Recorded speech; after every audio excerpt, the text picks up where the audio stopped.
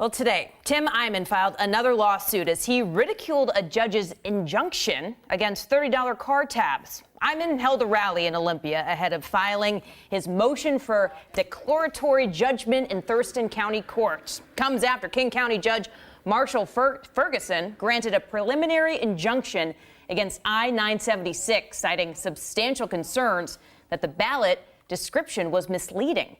Today, Eyman said he filed his new lawsuit in Thurston County because he believed there was a conflict of interest in the King County ruling.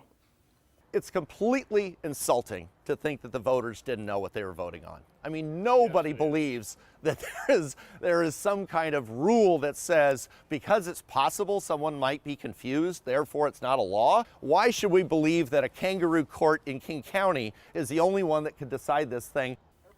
The Washington Supreme Court also upheld the King County ruling earlier this month. Eyman hinted that he could continue to file lawsuits in other counties across the state. The big difference between this lawsuit and the one that was done up in King County is one of the things that you argue in court whenever possible is all the arguments that you can make.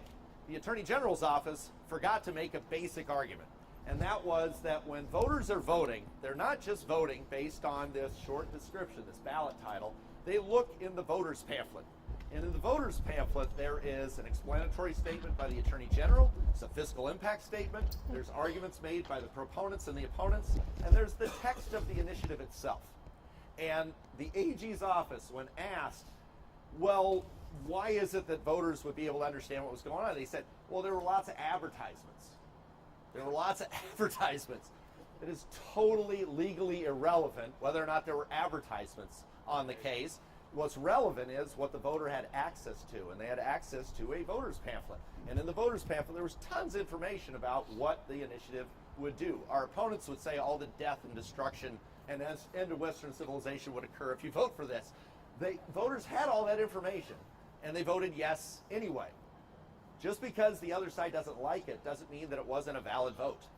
It was a real vote. We had an election. They had every advantage in the world. They had $5 million, and we had zero.